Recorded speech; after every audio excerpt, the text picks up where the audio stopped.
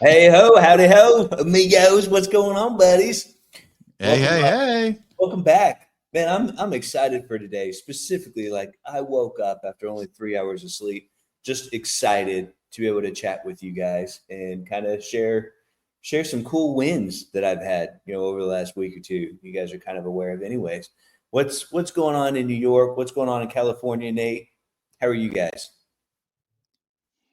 Well, I'm doing fucking great. Today's a great day. I mean, sun's shining, weather's beautiful. It's a little fucking warm, but just every day, just beautiful out here in California. It's only good news about fucking California, of course. Is the weather, but yeah, things are good. Lots of wins. Every day is great, man. We're blessed to be alive, right? Every day, it's awesome to be us. Living in paradise. Oh, hot, humid, and muggy over here. We have we're talking about weather, like it goes down to 59, then some days it's 95. So we never know what we're getting up here in upstate New York. It's literally sweating 95 degrees the one day installing last week. And the very next day, it was like the high of 61. Like, how do you even prepare when you have no idea what's going to happen? Sounds nice. So I want to talk about a couple things with you guys here. And I want to ask the audience too. I've got kind of a cool win in the big job, right, that we landed. But I'd like to know if anyone in the audience wants us to dive a little deeper on how we got those. It's kind of a unicorn deal. I think they're more accessible, but maybe most folks aren't even interested or they're not at that level and they don't want to hear about it. So add your comments below if you say, Shane, I want you to go deeper on that, and we'll make a topic over it. I know Matt and I, right? There's a lot of Christmas stuff going on. We're getting deposits in Christmas in July. It's now August. Nate doesn't care about Christmas. We got a lot of landscape lighting jobs going on. In August, I'd say we're actually pretty busy now for what is normally kind of a slow period of time for us. Awesome. Hell yeah. Oh, go ahead. No. Finish what you're going to say. I was going to say you're mentioning these wins and asking guys to comment below if they want to hear more about it, but about what? Like, we don't even know what job you're talking about. Yeah, I want more information on it. What's coming? I'm building the anticipation. I want this, man. I want. Will you teach me? 2 minutes. So. Okay, just because you've asked for it, I'm going to give it to you. All right, there it is. I don't have to say it anymore. I'm just going to hold up the fucking sign. All right, we'll go Nate Scrooge. Right, we're only going to talk about Christmas for the next 90 to 120 days. Oh my fucking god! You guys are going to drive me fucking insane. Probably a little bit, but I want to talk about ponds. I want to talk about waterfalls. Have you guys ever done a waterfall? It's really fucking cool. You want to develop your own sanctuary, or you want to develop your own sanctuary? We got to have waterfall. It's very soothing. This huh? Subject. It's really hard just to derail the Christmas conversation. Well, because I'm a lighting guy, and I don't want to. It's waterfalls. I want to talk about waterfalls. There's got to be guys out there that do waterfalls. One time I did a bunch of brand traps around a waterfall for Christmas. There you go. See? There you go. Nate, if I was to tie, Christmas and the listeners to landscape lights, for us at least, Christmas lights can sometimes just be low-hanging fruit, right? There's a wider net that we can cast, and we treat now, like every Christmas job, as a potential sales job for a landscape light client. It's we got the client, we're building the relationship.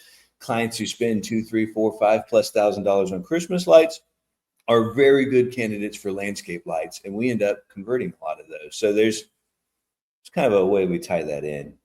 No, I understand. True story. Light. Yeah, true story. So today I want to kind of get into passion. I want to talk more about our advanced training, but just to kind of share my win. I've probably put 100 hours into this job. And sometimes when you get these big jobs, you just want to be the most prepared person in the room. I learned that from Nate. But we presented last night, like at 8 p.m., to the city of Dallas, a little suburb outside of Dallas.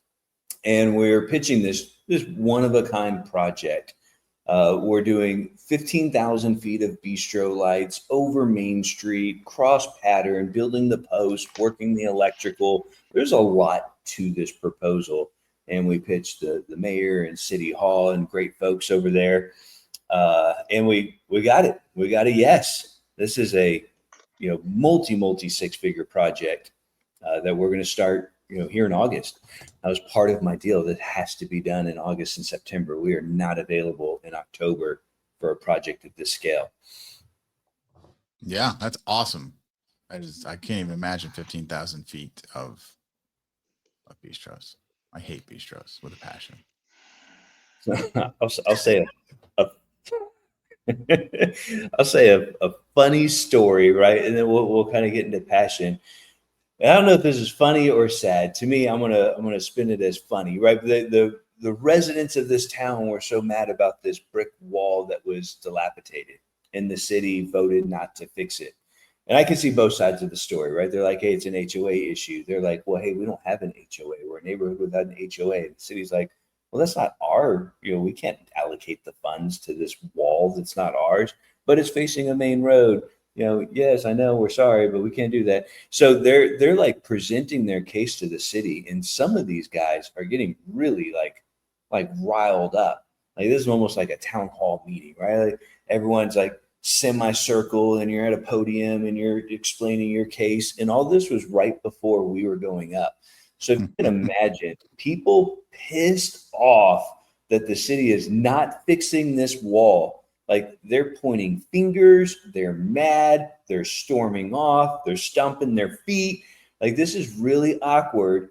And then they see on the docket, oh, but they're going to vote on this multi 6-figure project for bistro lighting. And they mentioned that. And they waited in the benches as I'm presenting, like laser eyes in the back of my head, like, look at this guy pitching these bistro lights. We don't want bistro lights. We want our damn wall fixed. And they ended up approving it. But it was just really awkward following that. And I've never experienced anything like that. I've never experienced anything in a pitch scenario like that. I just kind of thought we were going to be at a conference table. I was going to shake some hands, do the Dog and Pony show. It was not that. Luckily, I was like you were scared you were driving your Glow Geek Cybertruck, right? Walking out thinking you're getting jumped. I did. Gavin was with me, and I handed him my phone, because we get cameras all along the Cybertruck. I was like, watch to see if any of these guys try keying it on the way out. They didn't. But the thought crossed my mind. It is pretty overwhelming. I remember the first time I did a legit seminar at a convention center, and before doing hundreds of seminars in the back of, say, distributorships like a Site One, where they set up fucking tables and chairs, and then podium. Everybody's got stadium seating surrounding you, and it's like, holy fuck, this is a game changer here, right? It's on the local TV channel. You just like having your mind everyone's wondering, but no one is. It was I wasn't prepared for that. They didn't tell me that going in, but luckily I spent 100 hours preparing for every question. How are these poles going to be? What kind of cable are you going to use? What is the thickness? How are you going to do the plate? How are you going to weld it? So we were really overly prepared, and I think that's kind of one of the things I wanted to roll in today. I've always just kind of heard Nate say this, right? I've learned it. If you want to be at the top of your game in any field you choose, you have to have passion for what you do. I think us three undoubtedly, we have passion for lighting. I will talk to anybody about lighting, who wants to talk and hear about it. I love talking about lighting. I love doing it. And I don't think if you don't have that passion, Nate, would you say, fair to say, you will never be top of your game, known in the industry if you don't have that?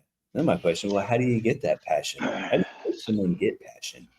So I'm going to address that in a second, but I want to go backward for a second, Shane, because I want to make sure everybody understands what you said a minute ago. You spent 100 hours, and I know that's a true statement, guys out there in the, what do you call it, the listening world. Because I know I probably spent, Shane, how many days? Probably 7, 8 hours probably on the phone with you over the last 2 or 3 weeks, several different times, Oh yeah. discussing strategy and how you should prepare. So I know I spent quite a bit of time with you. So when you say 100 hours, I 100% believe that it's not an exaggeration. Um, so when you think about that, he spends 100 hours to sit there and secure a multi six figure contract. And I know in many of my times in talking with Shane, I said, you gotta, because you don't know who your competition is. Shane goes into it thinking that he thinks and for whatever reason, right or wrong, indifferent, he thinks that they're not really getting another bid, or somehow we came up to the top level and he's going to get the job. Well, he thinks that. Well, he doesn't know that, to be sure. And I'm like, Shane, you got to have the best presentation. You got to make sure that you answer all this stuff. You got to blow them away. You got to make sure that if somebody follows you on the presentation, that they would actually literally walk out of the building because they could never equal your fucking badass presentation. You don't know what you don't know. So Shane spends 100 hours and he does the most badass presentation I've ever seen in my life. Unfucking believable. Of course they're going to sign a contract with him, but he spends 100 hours to secure the job.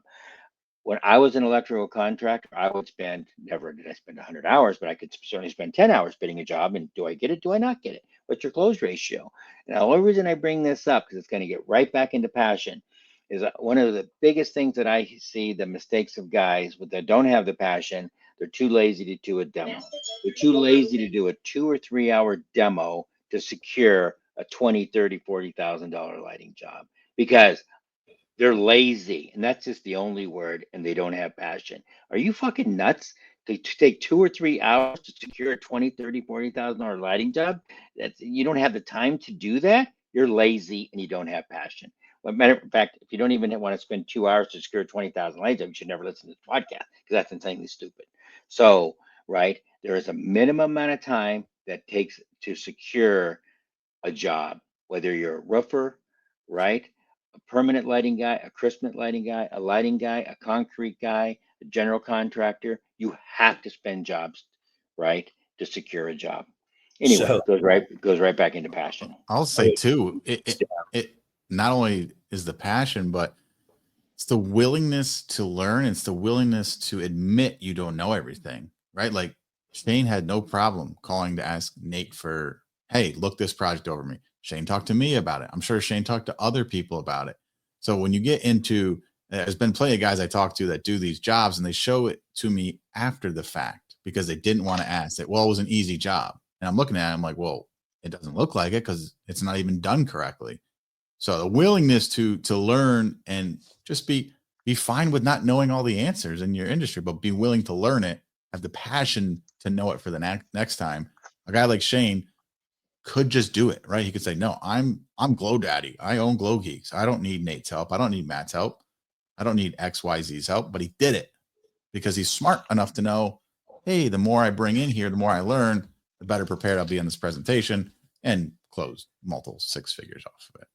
I'll take that. We say we're, the dipshit millionaire is kind of a unofficial tagline used like I am. And I would use that kind of as a plug. Like if you're not networked into people that are smarter than you and have done jobs like this, it makes doing something like this more difficult. And I'll use that as a plug. If you're not in the Illuminati Lounge, having access to Nate to think out of the box and get ideas to present made me look extremely smart. To call up Matt, hey Matt, have you ever done a project like this for the city? And Matt showed me his presentation and the bridge that they did in pictures that I can use that as credibility. Like all those were pretty instrumental in help closing this. And there's probably a half a dozen other people that I called to, construction guys, people that have installed these posts, other people that have installed these bistros. Shout out to Brett and Connor and Jimmy for all the help that they put in. This was not, all me. It was a collective amount of information. And then to go back to also what you said, Nate, I did not have time for this presentation. I put 100 hours into 80 hours into doing this quote and doing everything. But then they told me Friday, hey, you're going to have a presentation when you come, right? Like this is on my birthday weekend too. What do you mean?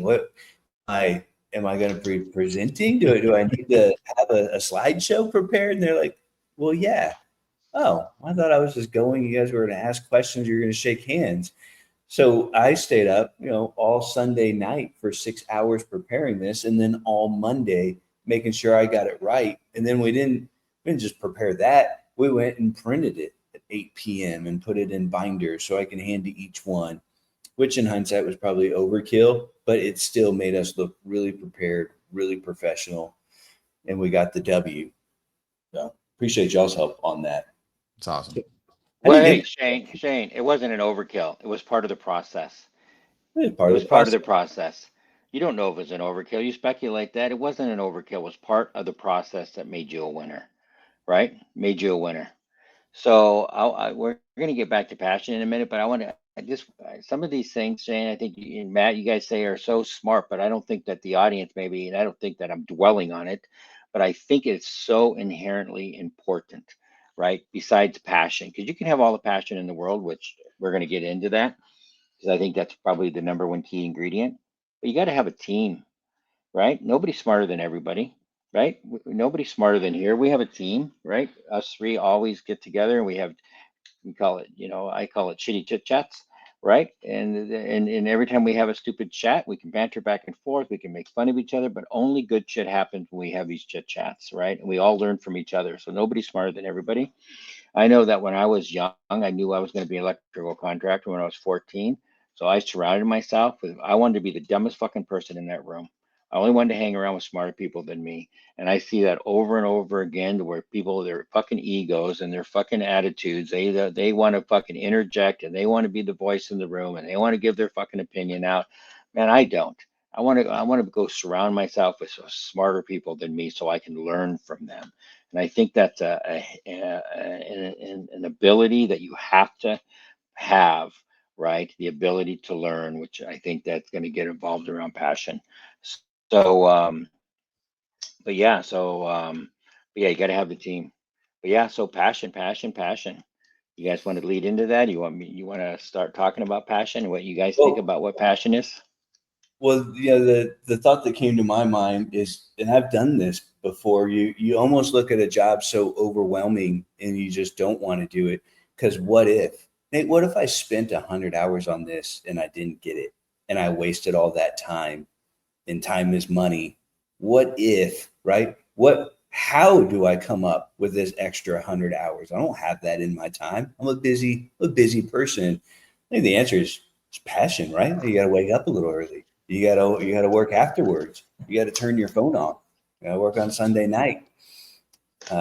Well, I think you got to do two things. I think that you're in the business to secure jobs. So I think when you said it right there, what if I did not get that job and I spent 100 hours, which would be devastating? How do I make time back? It's impossible. One, it's impossible. But I think the best question is, which I think everybody needs to understand, what the underlining answer to that question was, is you got to look yourself in the mirror. Why did not you get that fucking job? You spent 100 hours and your presentation was so fucking bad that you didn't get the job. It's your fault. It's nobody else's fault. So when you think about it, no, I had a great presentation. Well, did you or did you not have a great presentation? In your fucking mind, you thought you did, but obviously they didn't think you did, right? Now, so maybe you had a great presentation, but you didn't ask the right questions. What was their budget? Is it in their line item? Is it scheduled for 2025 or 2026? Is it a preconception, conception meeting? Is it concept only? Are they just looking for a preliminary budget for 2028? Are they a real buyer today? Are the decision makers in the room? Did you not ask the right questions, right, before you wasted 100 hours? But whatever the answer is, it's your fault. So what you have to do when you have these failures and you get knocked down and you wasted 1 hour, let alone 100, you got to fucking learn from that. So that's what you have to look at. So you don't waste another 100 fucking hours. Yeah. So you look at it as a learning experience. You do these enough, they get easier and quicker, right? This probably would have taken me 200 hours, it's 2 years ago. And next time it'll probably only take me 50 hours. Well, sure. And to Nate's point, if you spent 100 hours on it and they said no, the next time you would learn to pre-qualify a hell of a lot different before you spent 100 hours. Right. But But the answer is what you just said, Shane, man. You're going to learn from this. So the next time's 50, next time's 20. It's canned. You can manipulate the proposal because it's saved in the computer. You have all the right questions answered. You have a whole list. You send them a pre-qualifying list to the city. I need to have all these things answered so I get my scope of work figured out so I don't waste a lot of time, right? You learn from this, right? And then you capitalize on that learning. Right now that you're an expert when it comes to doing downtown bistro festival lighting for a city. Now you start becoming as an expertise in that field. Now you can probably reach out to other fucking cities. You become known. People start knowing you. That city, those city council people, they go to events and conventions throughout the fucking year, right? And they start saying, "Oh my God, you got to go meet Glow Daddy." Right? He was so incredible. He actually gave the best presentation we've ever fucking seen. Not only did he have a good presentation, he actually came up with a new name for our city, the Glow Show, whatever the fuck Low you called it. district. That's what Yeah, I the Glow call it. District. Low Yeah, district. he was so confident that he named our Festival of Lights the Glow Show, the Glow, whatever you just said. But you capitalize on that, right? Which is awesome.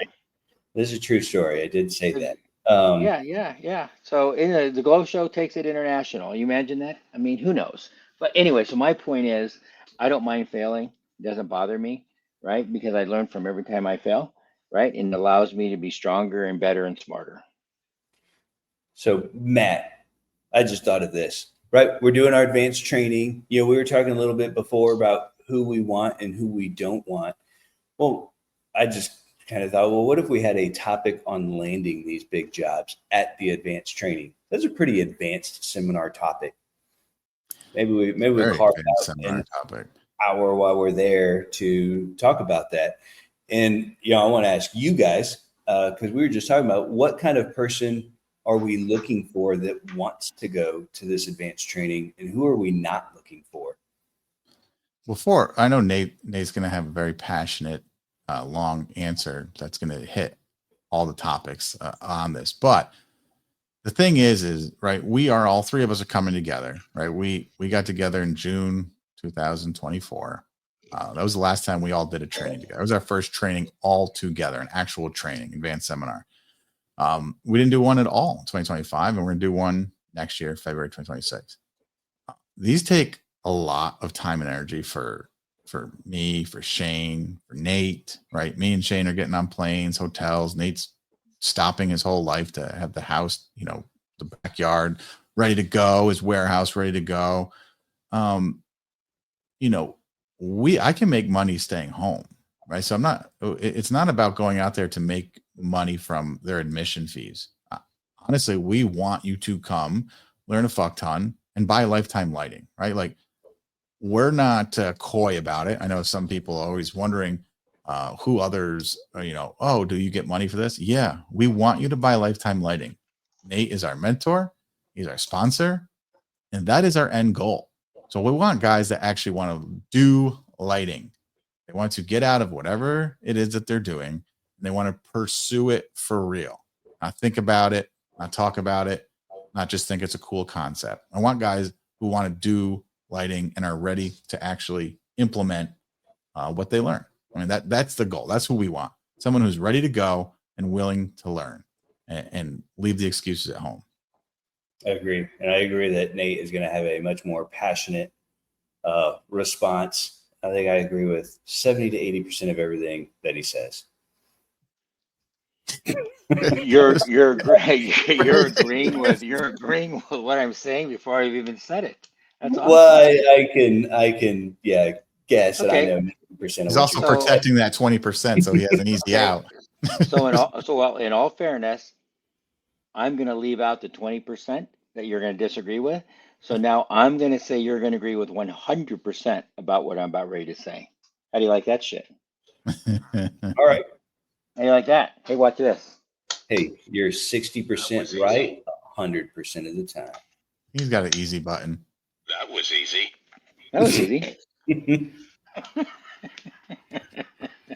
I brought the props. I brought the props. There's another one. Perfect. Let's hear what you So can call. So No. So I Flag, think for flag. me, so so I think for me, oh my God, I just thought of another fucking prop. Holy shit. Let me just draw it real quick because I think it would be a really cool prop to have. Hang on. I'm going to take a second here and draw another prop. Right. Nate is working on his next patent, which is a prop for a one joke line that he wants to deliver. That way, when you throw a black flag, I can do this. All right. Nice. Oh my God. For those That was listening, Nate drew a Thanksgiving turkey. That's right. It looked like gobble goggle. It did kind of look like the little tip of the fucking neck up there. So I think for me, the topic is it's a great topic for us, and I think it's gonna hit home for some people, and some people are probably just gonna fucking hang up and shut the podcast off, right? Because I think that there's so many things that it takes to make money, right? And we're all about making money. I mean, there's no bones about that, right? Matt wants to make money. Shane wants to make money. By God, I love fucking money. I've been lucky in life. I've worked really hard, so I have a lot of things that I don't need to acquire in life anymore, right? I pretty much bought everything I need to buy, but I still want fucking money, right? Who the fuck doesn't, right? Who doesn't want to go out and drop 100 grand on a nice vacation? If you say you don't, get the fuck out of our podcast because you're not a fucking winner if you don't want to spend 100 grand one of these days and go on a vacation or watch that fucking show on TV. What is it called? Below Deck. And there's people spend 250,000 to go on a 3 or 4 day yachting thing. Who doesn't want that, right? I mean, that obviously to spend $250,000 must be like a quarter to them, right? I would like to go to that wealthy level to be able to spend that. I ain't there yet to drop $250,000 for a 4 day vacation. Boy, would I like to. So there's two things. You either got to be passionate in life to be able to get lucky enough to have the skill to do your career, or you got to be lucky and marry some really rich bitch, right? That all you got to do is sit home and be the guy, right? So anyway, so Well, for why can't you me, marry a rich gay guy and be home and be the guy? I mean, because Shane that's will, Shane will, Glow Daddy Shane will that'll be his next topic, and we okay. can go into that. Um, but for me, we all sometimes pick careers, right?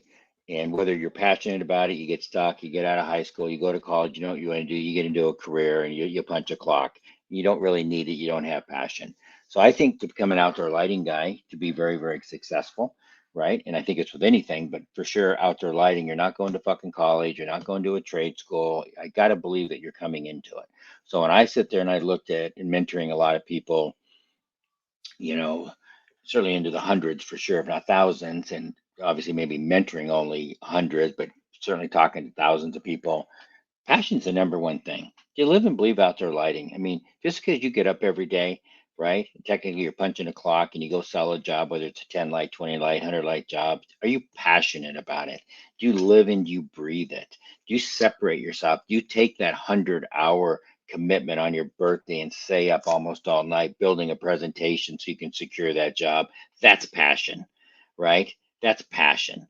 You know, do you want to sit there and do you have a lighting? Do you tinker around in your lighting garage? You go out there at night and fuck around and invent stuff and different techniques. Are you passionate about it? So everybody has the desire and the will to make money, right? The desire and the will. Do you have the commitment, right? Do you do what it takes to separate yourself? So yeah, I think it takes desire. I think you really got to love what you do. I love outdoor lighting, right? I Yeah, I think, would man, I've say heard you say it, Yeah. Go ahead. when you bring that up, it brings up something in my mind. When I did my 2-day training where guys came and we did 2 demos. They came in early. So we did a real demo for a real client the night before and then another real demo the next night. There was guys who left the demo early. They said, well, it's late. I'm done. And there's other guys who stayed and did not want to leave. And like right there is a huge separation. Not only are you traveling to come get trained by me, what else are you doing? You're going to sit in a hotel room, but you tap out on a demo where when you're out there able to learn and be around every other lighting guy, around me, there you could easily see the passion of some of the guys versus 4, out of the 10 guys, 4 of the guys leaving early for nothing, just to go back to the hotel room. Like it was a clear cut. So if you complain about doing demos and yeah, I get there late at night, but when I get out to a demo, and I'm doing a demo or I'm doing a final walkthrough, everything fucking changes, right? The time doesn't matter anymore because I get so excited and invigorated by the lighting that I forget that it's 10, and I forget that it's 11 or 12 o'clock, and I end up going super late because I love lighting and I play around. So that is one easy test. If you think about getting the lighting, if you think it's going to be as easy it is to do Christmas lighting, because Christmas lighting and getting into it and making sales is easy. But if you're not willing to be out there in the evening, not just in the wintertime when it's dark at 5, the summertime, you should not try to get into outdoor lighting. Go do power washing. Go do something else. Do not do outdoor lighting. So what would exclude someone from this advanced training? Just kind of get back on top of this, wrap it up right in 5 minutes. Who are we not looking for to go to this specific training? We do other trainings, right, for other scenarios, but specific advanced training, all three of us, who do we not want? So we have to wrap this up in 5 minutes. I'm just wondering, getting back to passion real quick, taking 45 seconds. How do you develop passion? Does it inherently come from what you like to do? Like you want to be happy, you want to be creative, you want to be your own boss, you want to build relationships, you want to have the sense of satisfaction of building something and creating something. That's one thing I love about lighting, and it allows me to have passion, right? It's like maybe being a cook. I think if you're going to be a cook and a chef, right, you have to have a passion to cook. If you're cooking at Denny's, it's a fucking job.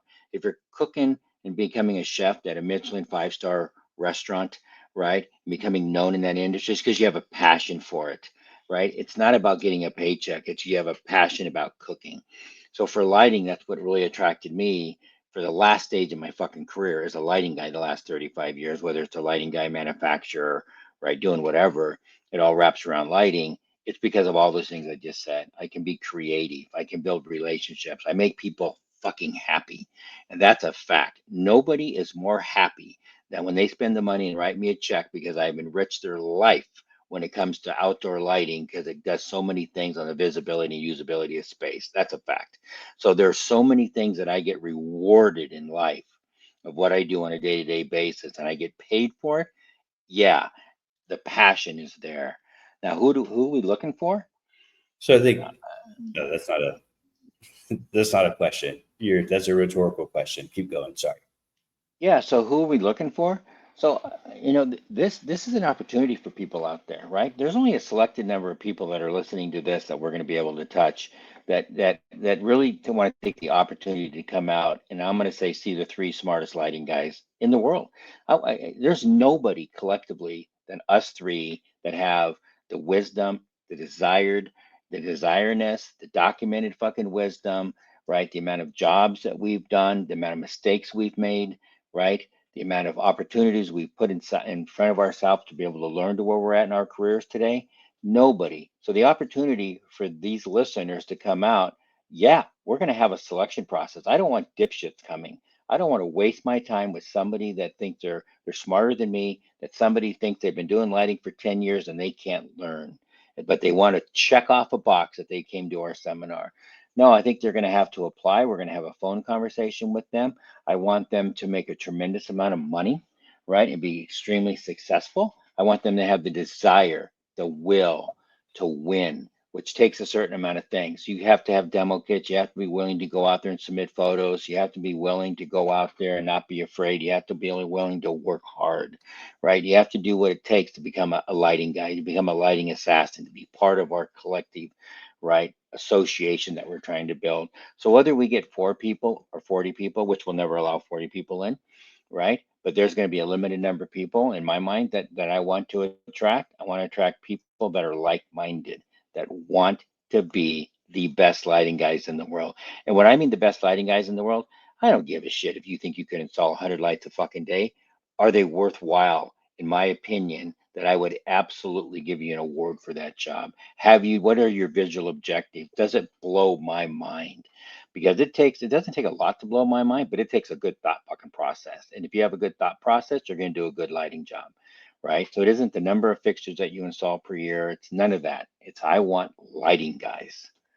Okay, so not for the beginner who hasn't installed a job, not for someone who is piddle paddling or this is a side hobby and they want to keep it that way, not for someone who doesn't have passion or is complacent. I got all those written down. I I'll think push. Well, what so. about, I Well, mean, is it necessarily they haven't done a job? Or, I mean, if someone calls, they get a demo kit and they start going out there and doing 10, 15, 20 demos and they're just rocking and rolling, like, and getting out there and knocking on doors, I would teach that guy for sure, even if he hasn't sold one yet, because he's out Before there the putting seminar, in real right? activity. This is not a seminar on how to make a connection. True. Right. This is not basics, right? We're not going to teach you how to cross concrete. These you got to know the basics, right? To go to the next level during this seminar. Yeah, for sure. Absolutely. yeah, so I agree with Matt. Just that I think that you could know nothing today. It's early enough on that when we do our phone consultation with you, right, and go through our selection process, and you have that desire and the passion and the will, and you said, yeah, I'm going to buy a demo kit today. I'm going to talk to you about virtual training. I'm going to buy your book. I'm going to study. I'm going to do 15 demos. I'm going to do all these things. Yeah, you could go through the process and absolutely come to our advanced seminar, right? Because you have to can't be basic, right? We're not gonna embarrass you, right? To be in front of the whole class that's not basic because you're a rookie. So yeah, the intention is not to bring rookies in, but we can teach you and get you graduated through high school before the seminar. Okay.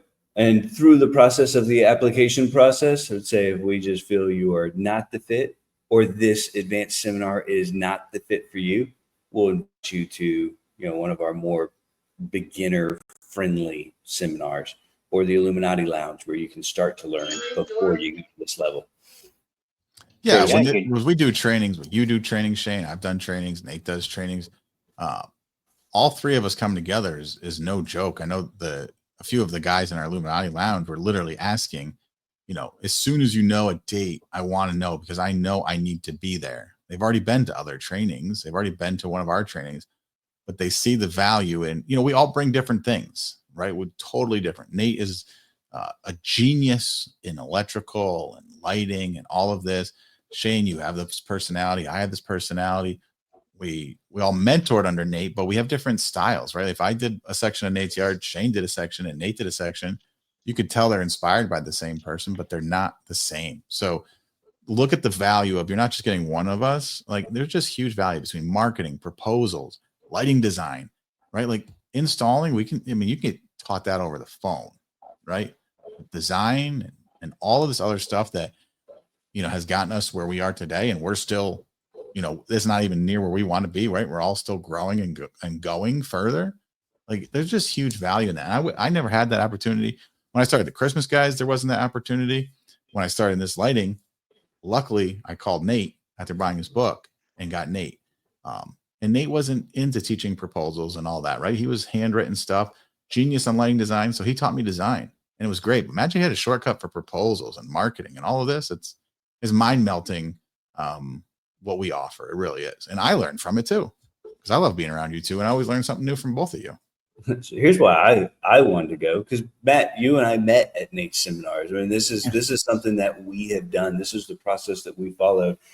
I went because, I wanted to learn. I wanted to hear what Nate had to say, but I wanted to go to network and I wanted Nate to know my name. Right? He doesn't know my name because I made a couple orders. We had some phone conversations. He doesn't pick up the phone when I call or answer my text if he doesn't know me. Right? So I wanted to go and I wanted to keep going. So I have that relationship built. And that only happens in person. There's no other way to make that, connection. So that was my purpose. I could tell. Me and Matt talked about it. He doesn't even like lighting. He just wants to talk. Matt's phone call. Who's this fucking guy?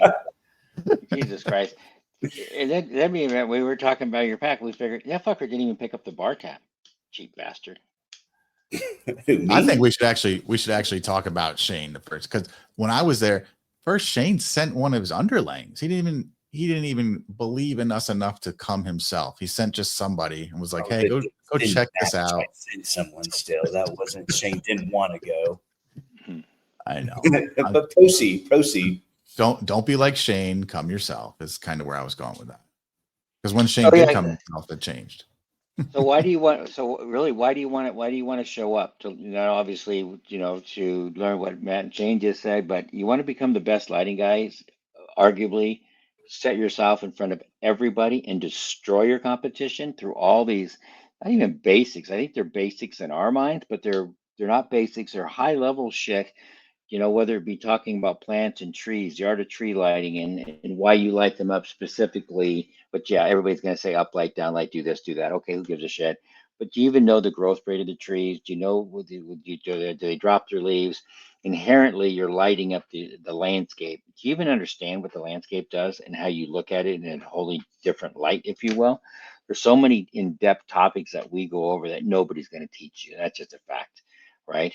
I know most of the guys out there that teach lighting. I know most of the guys that are pretenders out there. All they are interested in is really selling product. And of course, like Matt said, we're interested in selling product too, but we're more interested in making you a top guy in your field, and you'll buy our product because it's the best, right? We don't put a gun to your head. Yeah, I was gonna say, well, about the buying the product, we also aren't trying to sell to 1,000 different contractors, right? That's not our model. We want to sell to guys that we like, and we want 50 of the badass guys. Now, if that turns into 100 of the badass guys, fine. But our goal has always been 50 lighting badasses. That's what we want to sell to. We don't want to sell to the guys just doing 20 light jobs here and there. Will we? Sure. We don't want to spend our time and energy on those people. It's not fun for us. It's fun when we get to see somebody in Ohio do some badass job because of what he's learned and what he's taken away from hanging out with us. Well, and then when you look at something as simple as this, we've all we've read books, and we've gone to other fucking seminars or listened to podcasts, and it's very typical when you pay somebody money and you're like, the guy goes, "Well, I can double your fucking income, double your fucking price."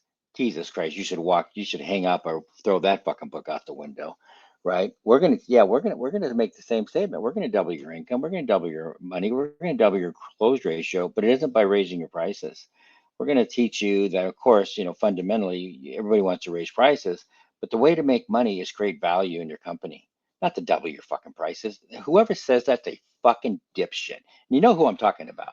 You're a dipshit, right? When you say that, right? You want to double your fucking income, double your value, double the reasons why somebody wants to buy from you. That's what we teach you at the seminar. Create separation, right? Tenfold, right? You become known in your industry to be the lighting guy that people want you, right? That's what we teach you. Separation. Separation. I would disagree about calling whoever it is you're referring to a dipshit. Well, I do, because I don't care. No, he is a dipshit, right? Because anybody can come up with that fucking deal. Double your I'm going to pay you money to have you tell me to make more money, raise my prices. He's a dipshit. He sells snake oil. Yeah, anybody that says that. Raise your fixture count, raise your price. And you have to back it with higher perceived value, better presentation, better experience for the customer, better design. Yep. Better fixtures. Yep. Be able to do the actual maintenance. Be in business next year. Yep. Value. Right? And you go from perceived value, because there's a difference between perceived value and real value. So yeah, perception is fucking awesome. But how do I go from perception, right? Here's what I call it. I call it, how do you change your inside reality to match your outside perception? So your inside reality is, I'm the best fucking lighting guy there is. I can charge more because I'm better than my competition. Okay, that's inside reality. Now, how do I match the outside perception? Right? The outside perception is, well, you're just a guy running around a cyber fucking truck that says glow geeks. Yeah, you look like a geek to me. Who gives a shit? Right? Your perception, right, is you're a glow geeker. I get it. Instant perception. But now how do you match up, and how are you going to present yourself to where, yeah, I see you're $5,000 more than the next guy, but you haven't given me the value why I'm going to decide to spend more money. How do I change the inside reality to match, to match the outside perception to match my inside reality? So it isn't more, it's more than perception, right? It's reality, right? You better bring the value to the table. You better give me so many more reasons that your competition can't. Those are the things that we teach you that nobody else can. We're going to teach you that you're not going to lose a job if you pre-qualified them correctly. You imagine being able to slay your competition? You're going to be a fucking fifth-degree black belt and beat the shit out of your competitors. And you're going to want the competition to be on in your competitor in be in competition with you. You're going to relish. You're going to tell homeowners you don't need to get one bid. You need to get 5 bids because those 5 bids will justify my higher price. That's what we're going to fucking teach you. Right? You're not going to be the fucking lowest person. You don't mind being the highest fucking person to a degree, and you need that competition because they suck and you won't. They suck and you won't. Right? Bring it on, motherfuckers. That's what you're going to do. And that's what happens when you leave our seminars. Because we teach you what other people don't. Because they haven't done fucking jobs. These other wannabe fucking fake suits that pretend they're fucking lighting guys and they're not. It's No, disgusting, is what it is. I don't think our audience is that. But I would also, say, Matt, I think you've probably done the same. Would you say it would be a true statement that for the last, I don't know, 10 years, 15 years, you've invested probably 10% in yourself annually, whether it's books, Oh yeah, coaching, probably more than that. Yeah. But I'm still waiting for the full investment to pay off, but I know it will, right? And now I spend on coaching and product. When I talked to Nate on the phone, he said, "Hey, you get to buy a demo. Buy a demo kit, come out here, I'll train you." I was like, "I'll buy 2." Right? Didn't it? What was it? 7, 8 grand?